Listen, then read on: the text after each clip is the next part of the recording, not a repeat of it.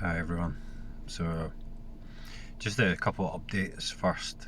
Um, that I am in the process of trying to uh, figure out or upgrade my technology situation so that I can um, sort out some live stuff or some um, Zoom calls or meetings or whatever. Uh, I have really old laptop and an old tablet, um, but I'm not sure that they are going to do the job. I'm not sure if they work. So me and my wife are trying to get a new laptop sorted. Once I do that, then we'll be good to go.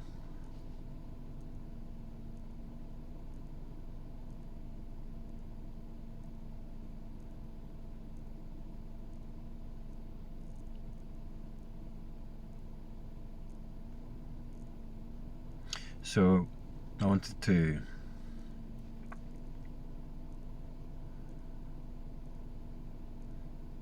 talk about the sense experience and the absence of a self.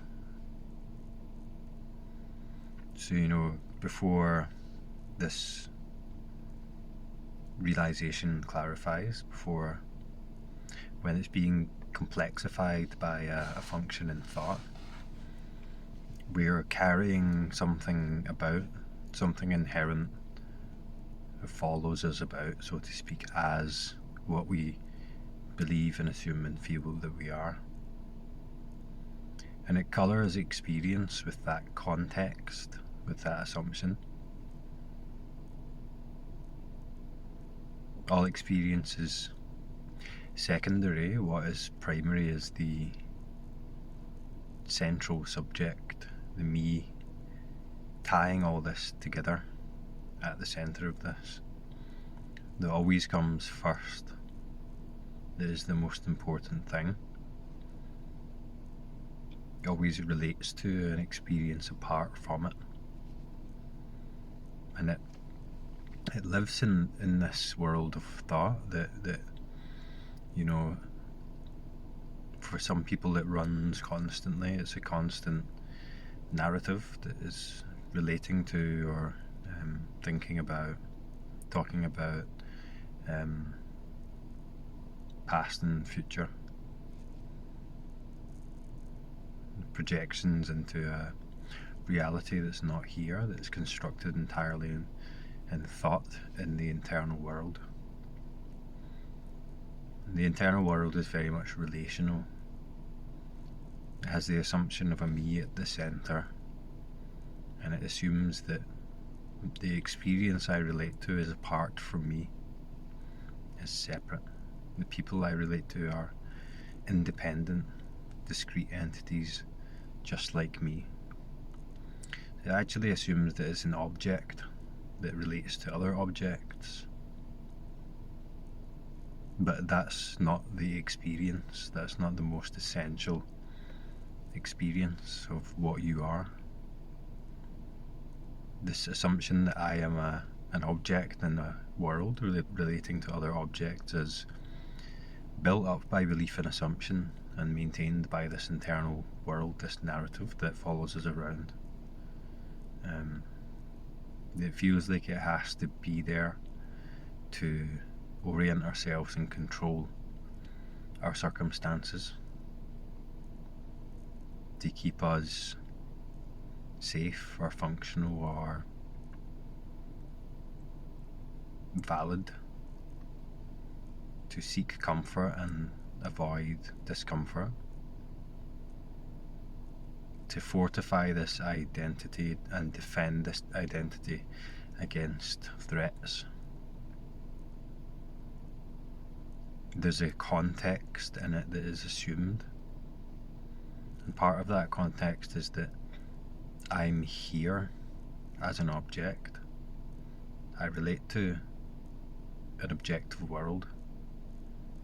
I'm inherently apart from it.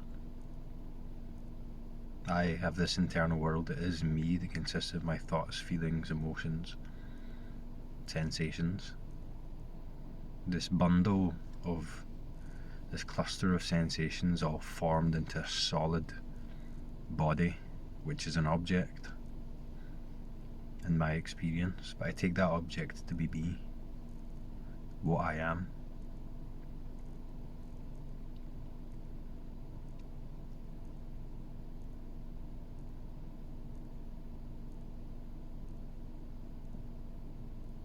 So it feels like I'm carrying me around and moving me through this world, relating to other me's or you's.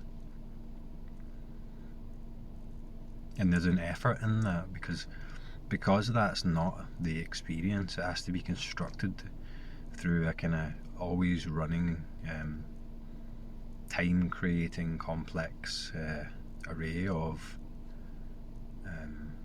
thoughts.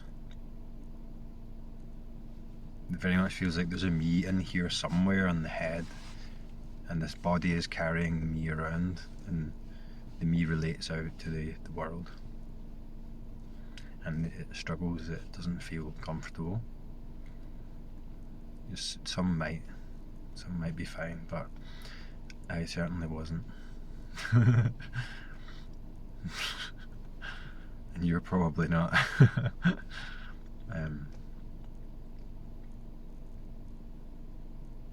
So then we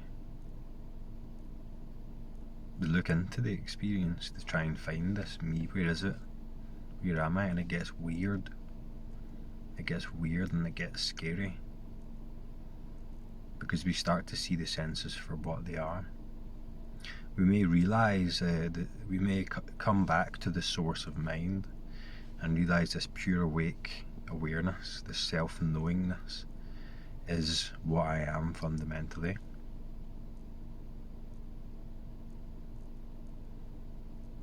And then we go back further, we go deeper into the experience of the senses, and the unlimited, undefinable nature of that initial realization, the stream entry, starts to become apparent in the senses. It's like there's an unreal, dissociative, there was for me, quality to that, subtle quality to that first realization, that starts to get visceral, it starts to get real. It's no longer contained by this, it is a form of an internal world, this consciousness, this self-aware knowingness, this I am awareness, or the deep I. It's a form of internal world that is carried through experience again. But that starts to, well, for me, so to speak, that just switched off one day. So then there's an empty, simple clarity that this experience moves and there's nothing here. There's no thing here. The object of the self that we believe to be me, the subject, isn't there anymore. It just stops. Its reality falls away. It's just simply not here. When we look for it, we see it's simply not here. So then what is here, so to speak, becomes overt, it takes over the experience, becomes the essential or fundamental this. So then we start to just look, actually hear, actually feel, and we can realise that what seemed like these sensations, this cluster of sensations that seemed like an object body within which I am contained, that is limited, has limits, has a beginning, has an end, that I project out that aren't here, that relates a small body, mind body, in a giant world, in an infinite universe. the small limited feeling, we start to see that that's not the experience. That's not what we're experiencing. And we even drop below experience, because the experience is a limitation, because it suggests and feels like something experiencing, something apart, relating to in a way, or containing.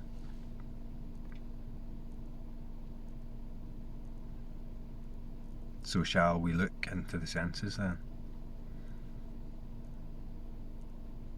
If the internal world, the narrative, is still going, if it feels like you're carrying a me around and it's real, that me might be looking for clarity and maybe looking for the end of itself, which it thinks it wants, but it doesn't.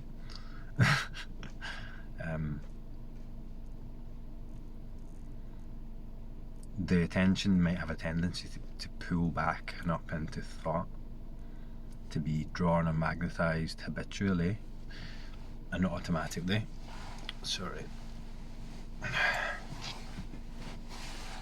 Into the space of thought, into that sense, that awareness sense, that thought substance, that mind. That will make this tricky.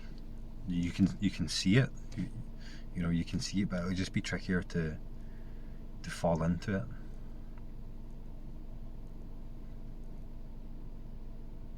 So in the looking, in the pure sense of the looking directly, there's no looker in it.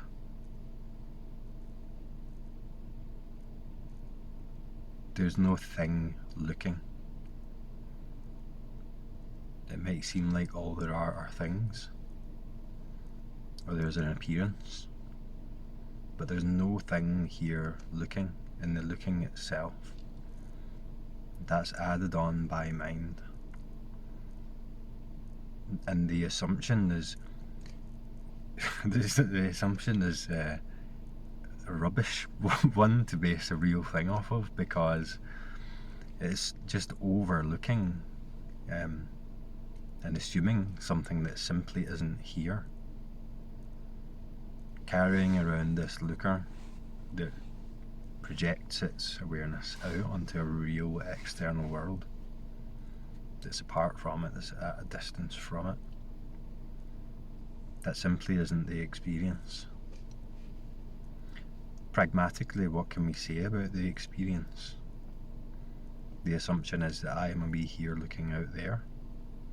There is space between me and the objects I perceive in the world. There is perception going on here. I am perceiving an external world. I am here looking out. So then bring the attention to the visual sense. Is there a me looking out in that? Is there? In the seeing? Is there a me looking that you can perceive? This might sound stupid to some people, but if you know what I'm talking about, if you're ready to look and see, part of us doesn't want to see this or clarify this, because it invalidates that self, that me that's here looking, when it's seen it simply isn't there. This is our experience, this is our only way of perceiving reality. The visual sense is a massive part of our experience, the only way we know and relate to reality.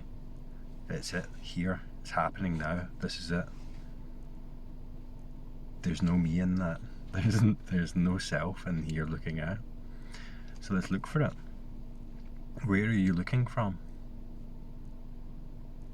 In the seeing. The assumption is, I see other people. They look like this, they look like objects. I see them as objects and they stop here. There's an I here with a physical limit that stops. I assume that to be the case for myself. I might look at myself in the mirror and see that that's me. I stop here. The equipment of my eye is separate in this world as an object and looks out. that's not the experience. Get closer and closer to the visual sense, and in the sense here, right now, where does the looking start? Only in the looking.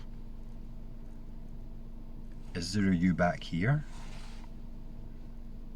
Look back, bring your attention back towards this thing that's supposed to be here that we assume to be here.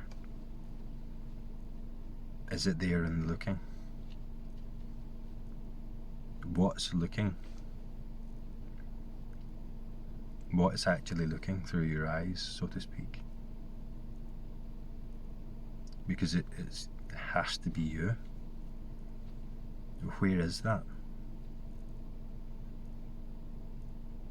If this is our means of knowing ourselves in the world, the looking, then there has to be, this has to be what you are. So where is that, what you are in the looking? Look back here. Where does looking start? Where does the me start and stop, and the looking begin and end in the looking? Is there anything there?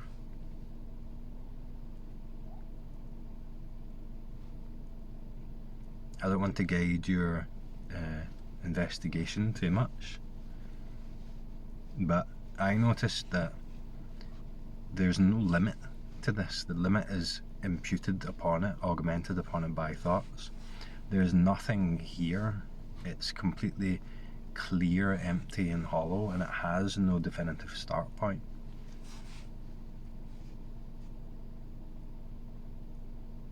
Look back through yourself, and then we can ask, I assume there's a limit here, there's a window I'm looking out where I stop, and then there's space and the world begins. Where is that barrier? Where is that window? Where do I start? Where does my awareness start? From here and stop, and then where does the looking start and stop?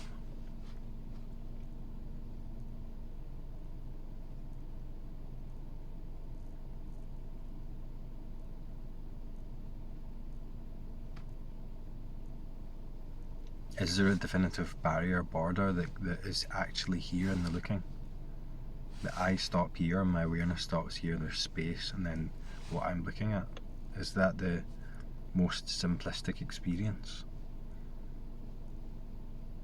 Or is it just hollow, empty, clear, undefinable? The awareness isn't confined by anything, it's just aware. So then we'll look at the apparent space between me and what I'm looking at. Can that be perceived? The distance, the space between me, where I'm looking, and the objects I'm looking at. Can you perceive that? Can you perceive where I start and stop, and the world that I'm looking at starts and stops in the looking? Is there looking going on in the personal sense? Is this a process? Are there any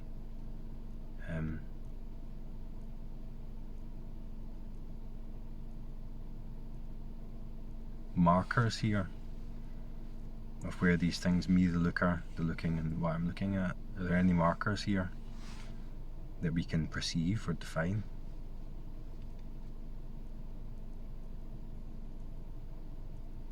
What can we say about this looking? What was the only thing that we can say for sure is that in the seeing, the only thing to the seeing is the seen. That's it. There's nothing else. The space between the seen and me doesn't exist, can't be perceived. It simply isn't there. The me that's looking doesn't exist, can't be perceived, simply isn't there. All there is a scene.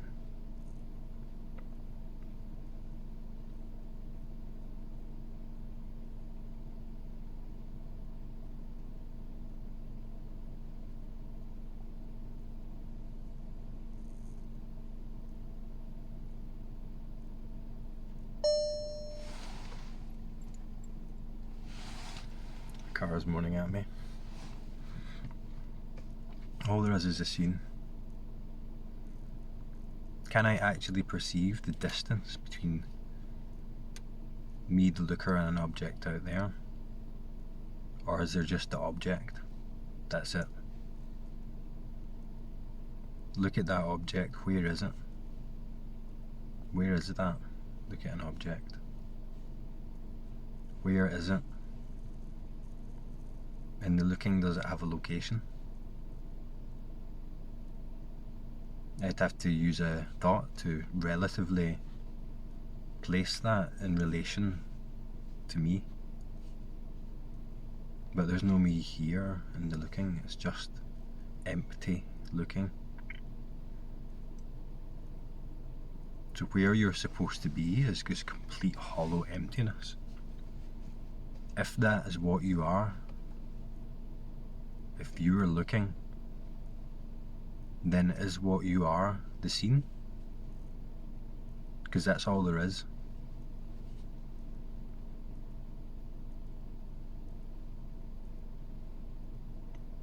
You might, I did this a lot, look in the mirror and see this object, this body, appears as the scene. Is that you? Are you that? Are you looking at yourself? Or is the looking you? Is the scene you? All of it?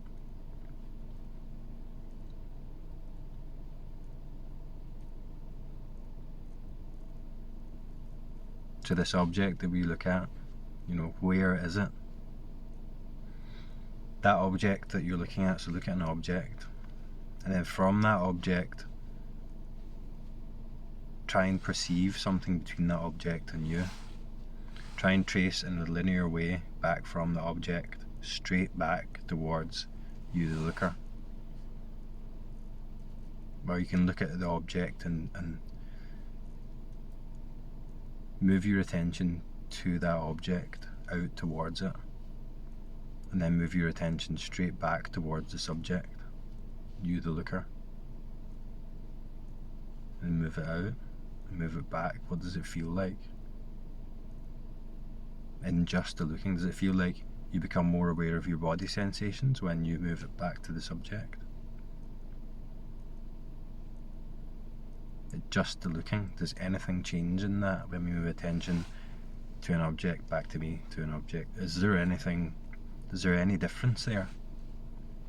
Does the visual image change?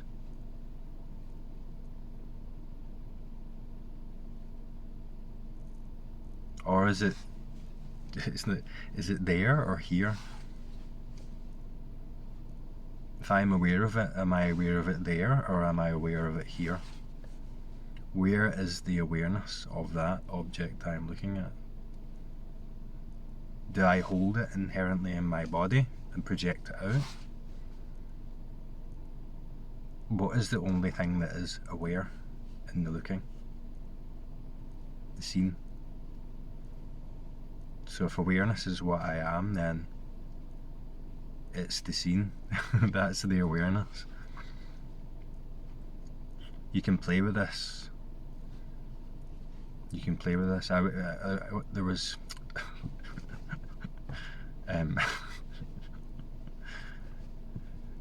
there was a bunch of comments.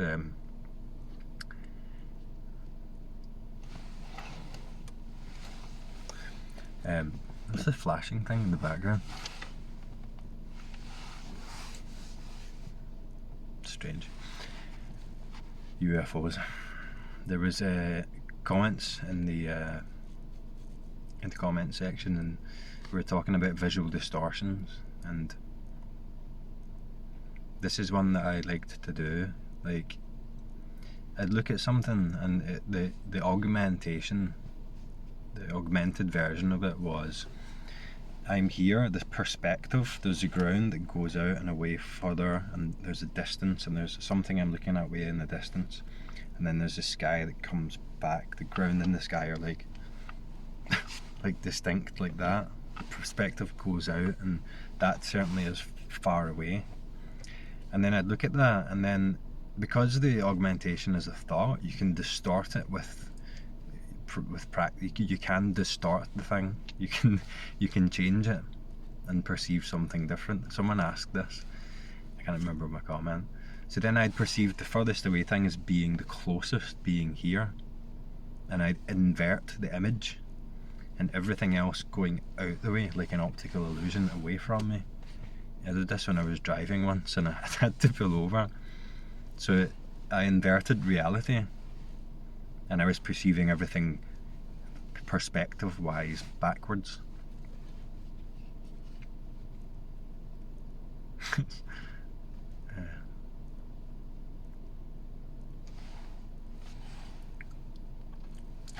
So then,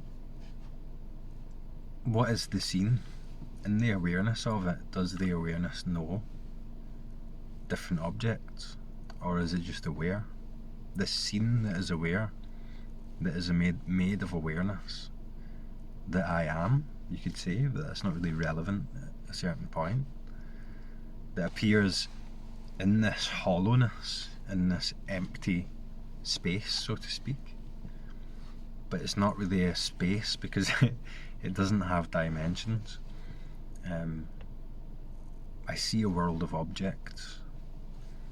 It might not be in here and out there anymore. It might just be where it is, which is non-local. You might get this distortion. This is how it went for me. That it started, I was solid here looking out at a world with its dimensions, and then I became aware of just the appearance, the one seeing, the one seen, as a kind of singularity. Awareness doesn't know distance. It's aware here and aware there. It doesn't know different forms. All forms appear in awareness. So the most essential thing in my experience became the awareness. So then the form started to take a different shape. It wasn't like ground, what do you call the line in the distance? I'm quite tired.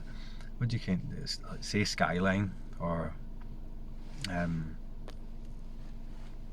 there's a line of being further away.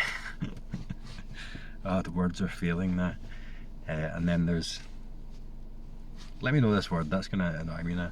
And then there's the sky, and they're distinct. So sky, ground, skyline, or whatever you call it. There's a word for it. But they were distinct, and they were all moving out away from me and my perspective. But then what became more obvious was the awareness. What it was appearing as altogether aware. The objects started to lose a bit of their definition from the point of view of my mind and knowing them. So then it started, have I got an example of this? This isn't a very good example, but you get like a camera lens, and it's shaped like kind of like this, but more round. It's like a half bubble. Like if you get a clear bubble and slice it down the hemisphere. So it's like a half bubble that goes out. It started to be like this half bubble, but I was still here looking. I guess that's the best way I can describe it. So this bubble, and it was like a screen. People say it flattens out. The dimensions weren't as strong, and it flattened out, and it was like that. This is appearing on this. Is it convex or concave? Like fisheye lens thing. Concave from the inside looking out.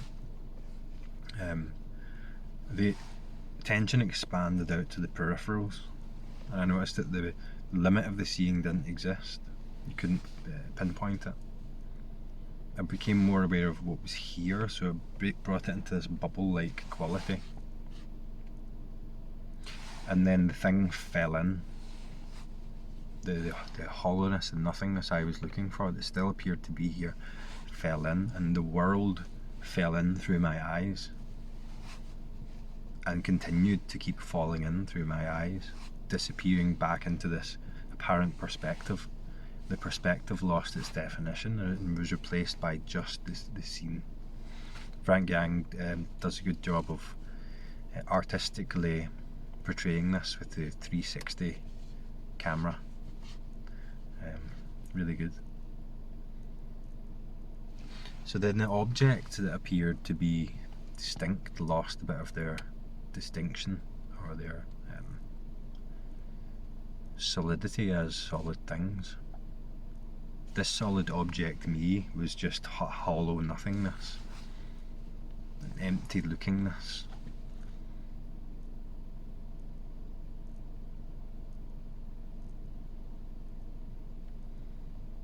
So then I looked at the objects and I was like, say a car, and I was like, why is that a car? I look at it and I recognise it as a car, but I deconstructed it down to smaller and smaller levels. So like door panel, wheel. So the car is the sum of its components. It doesn't inherently exist as a thing. It's a collection of components. So I was like, I really see that as a car, but it's not. And I deconstructed it down and down and down to what it was essentially appearing as. Like, you could maybe say light, or shapes and colours and shades. So then down to the colours, because there's a perception of colours, or there's an appearance of colours. But I was perceiving them as something that I know, the colour red, colour blue. So then I was like, what is blue actually, essentially? Dropped the label. And then there's just the experience of it. And then you can actually experience colour for what it is, which is incredible.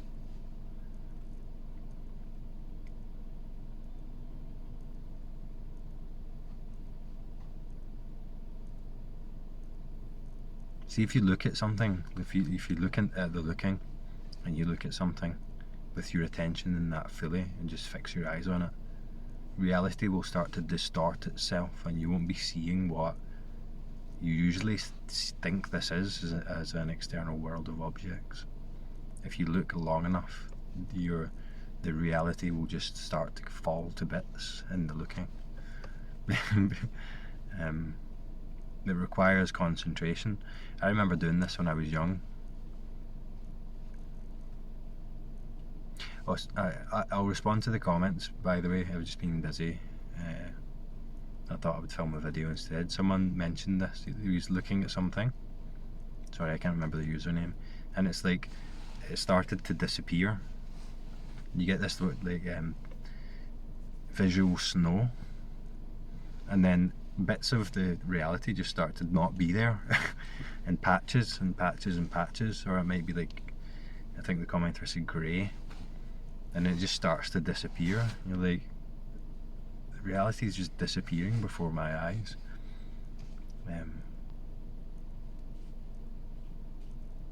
That's a visual distortion that can be an experience which you can use for insight, but the realization is more total. The realization is more recognizing what is always inherently here, including the visual distortions. I suppose they could be useful.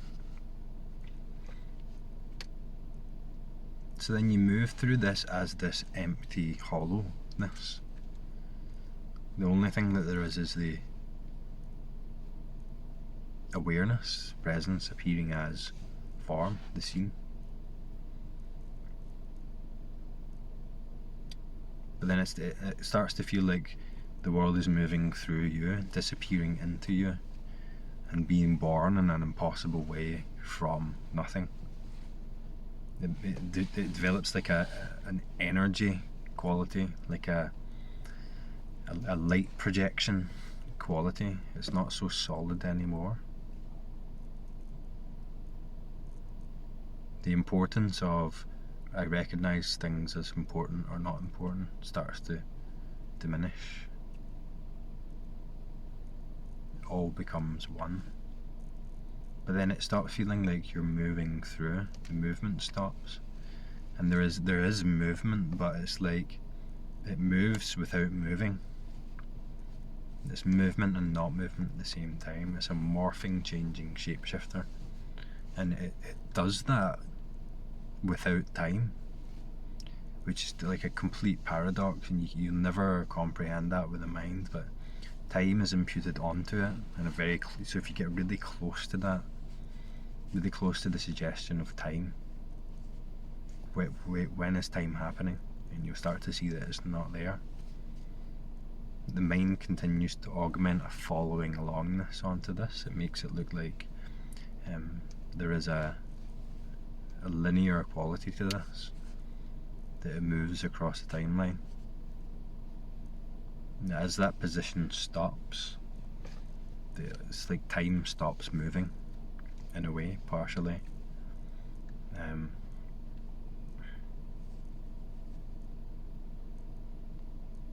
But there's still like a projection that is putting the movement into a timeline, and then that stops as well.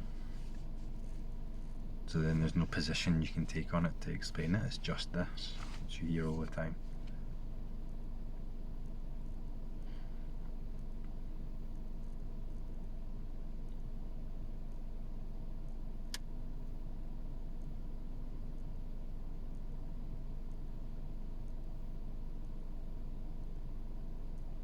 So I did this when I was walking. We'll continue deconstructing. I did this when I was walking. And there was the sense of, that was, you know, when we did that exercise where you move your attention from the object to the subject, the body comes into focus a little bit, into awareness. So I was walking, and it was like the world is moving through me, but it brought my attention, expanded, dilated my attention out towards this body. So there was sensation happening here, and I looked at this walking, and it felt like me, the doer, was walking, was taking steps. This is my action. So there was this is easy to do, and there's a rhythm to it.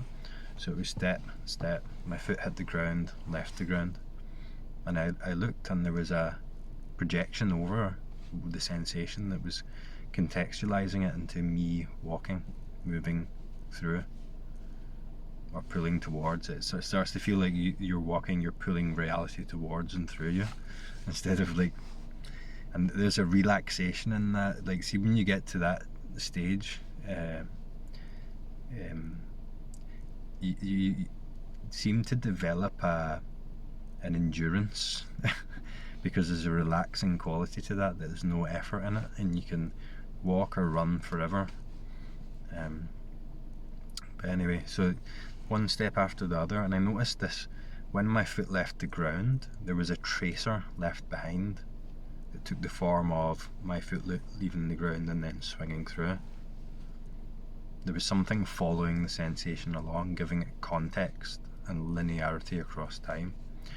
And then before my foot struck the ground, there was something that followed before it, that was subtly predicting that, over it, laid over it, contextualizing it, giving it form and knowability and predictability, giving it the all based on the assumption of me, the doer, that's doing it, because I was following the sensation along and adding the doer. So then I started to relax, or notice that augmented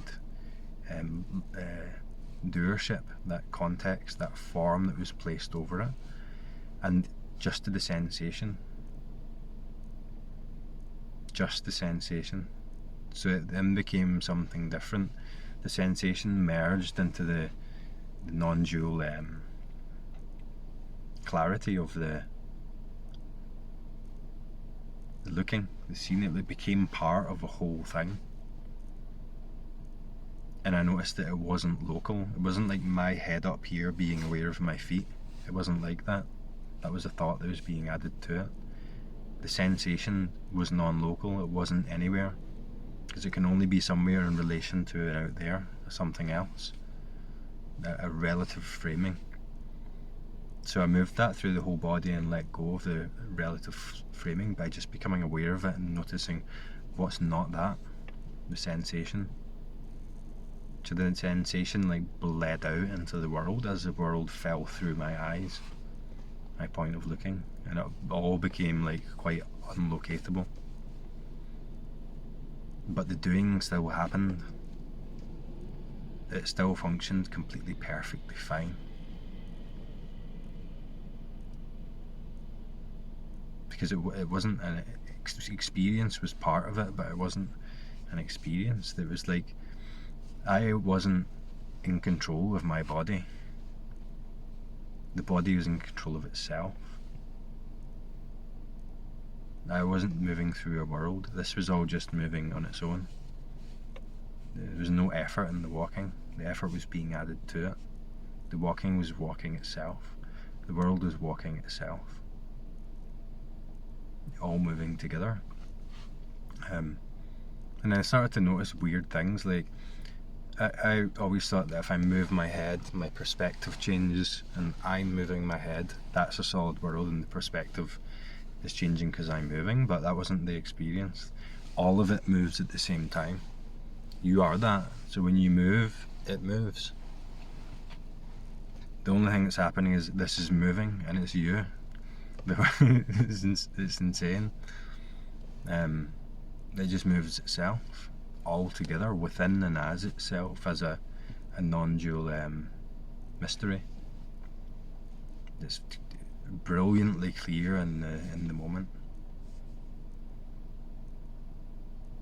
So with that rhythm of walking thing, we can practice it now in the sound.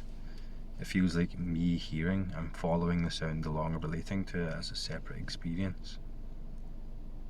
You see the power of the mind in here to mimic the sound, to interpret the sound as a thought and only know it as a thought.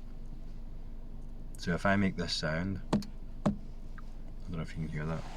Let's use something a bit more solid. Toothbrush. So if I make this sound, follow that sound along.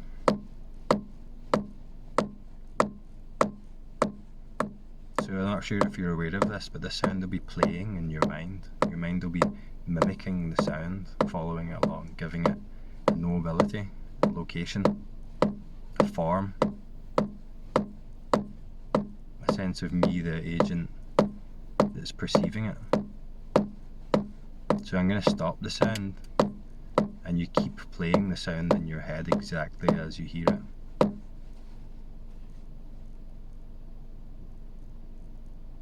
Did you see that it was augmenting an interpretation on top of it? So I'm going to do it again, and now listen to the sound, because you'll be aware of that imagination, that mimic that's mimicking the sense experience, that's reflecting it, that's mirroring it. So I do it again. Just the sound.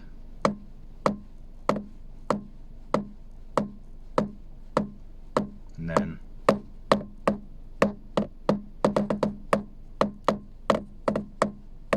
it gets more difficult when it's random. Now it's random. Just the sound as it appears in this moment. It's not going across the timeline.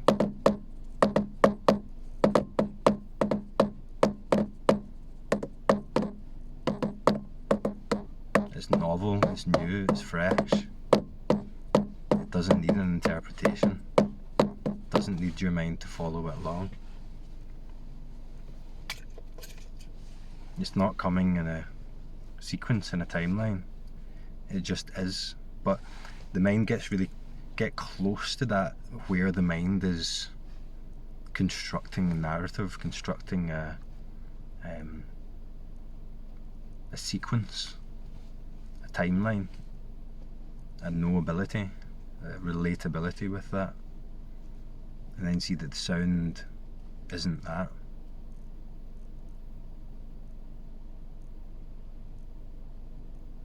that creates the doership from that I'm hearing, I'm walking, I'm relating to. We start to see that the mind is just following along. It's following along with what's happening spontaneously on its own, because all of this moves on its own. It doesn't need that thing to track it all the time. It doesn't need that internal world to relate to it all the time. You can let that go completely. You can see through that can stop entirely, and you function just fine, because it was always like that. It was always like that. That relational subject-object function in mind, it just ends up adding struggle. It ends up going like rogue and creating all this stuff that's not real. So we're perceiving something that's just a thought, and then thoughts react to those thoughts. We end up in this unreal world that is nothing like what this is here now. What this is here now is happening on its own. By the time it's happened, then the mind comes in. It's quick, but it is following along. It can like pretend to predict things and then remember things and put it into a sequence, but that thought itself just arises due to infinite interconnected conditions with no self in it. They appear spontaneously. So you can get before the thought. So I say, I think I'm going to move my hand and press this button. You don't need to think for that to happen. The hand can just move and press the button. It doesn't need a thought. It doesn't need that doer. The doer isn't even there. But even the thought that comes before I should move my hand and press this button, that just arises due to infinite conditions dependent on everything. It appears spontaneously without an agent, giving the illusion of an agent, suggesting the illusion of an agent, even though the thought itself, what gives rise to the illusion of agency, is completely random. It completely appears from completely appears from nothing.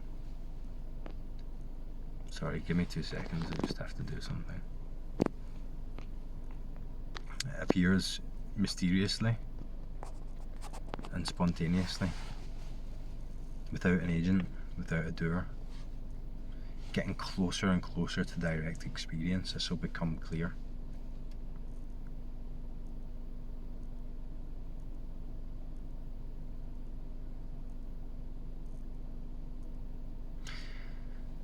I was looking at a seagull flying today, and when you can actually look, when this is all there is, the scene is all there is, you start to feel it. You start to feel the interconnectedness as the sense experience, and it's just like this will just be conceptual, right? But the wind, the wings, the feathers, I was like, clearly that's all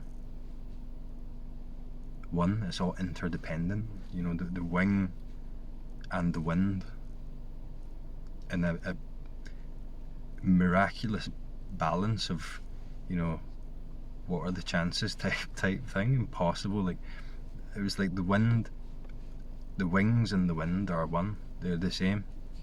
They codependently arise and appear as this scene. It's like all of our visual sense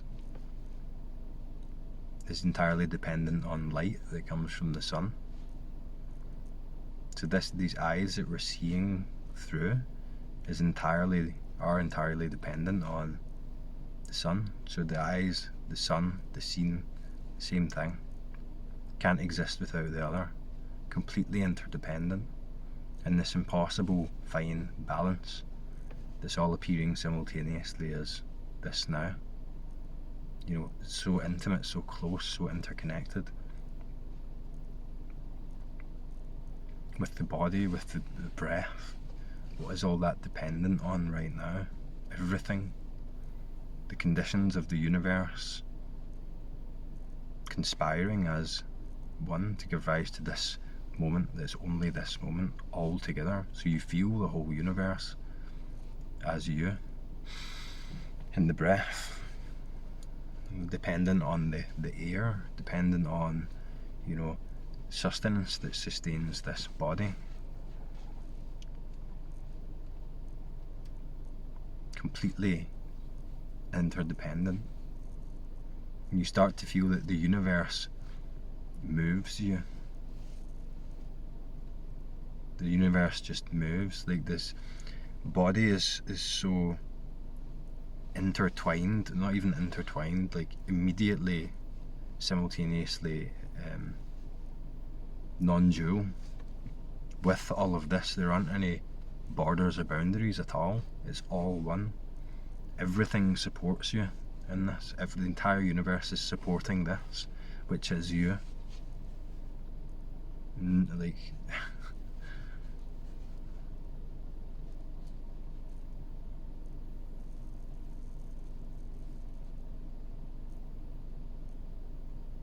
and it's conditions interacting with themselves in a way that's impossible to understand. When this doership drops, when we are the sense, and the sense is clear and the borders fall away, you feel it all moving you. When you walk, it's the universe, the entire universe walking. Every moment of that is a miracle. Like, it was always here. What we were looking for, it was always it. You were always it. You were always it. It's this. And it comes back to, I know these talks can be complex and people might take it conceptually, but it comes back to just looking, just hearing, just the touch. That's it. Just that.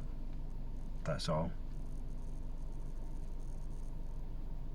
The internal world disposition of me is just, it falls apart when you look for it and you see it's not there, and it becomes hollow, and then, pardon me, you can actually just look, and there's no effort in the looking, because there isn't looking going on. It's just the scene, which is already there.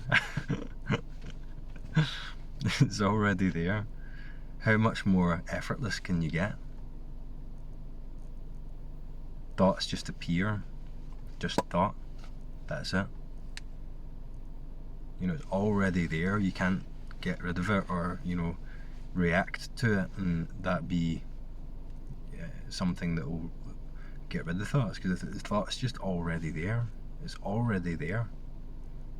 So then when we react to it, we're reacting to another thought.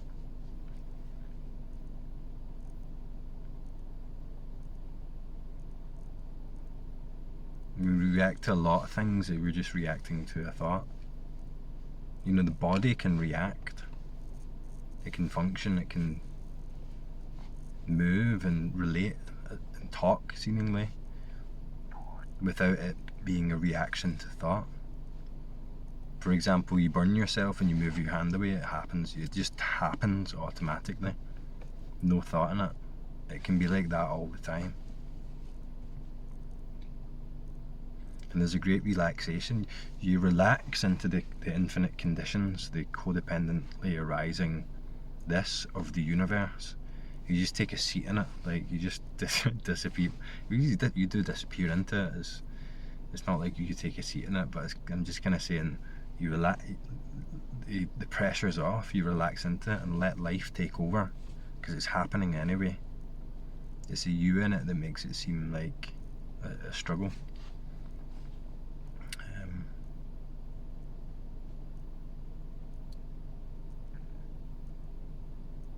I know I've covered this, and I did an over an hour long video looking into the sense experience, but it's good to repeat it, and sometimes it will just be heard differently, because obviously I probably repeat myself a lot on this channel, but when it's fresh, it's always fresh.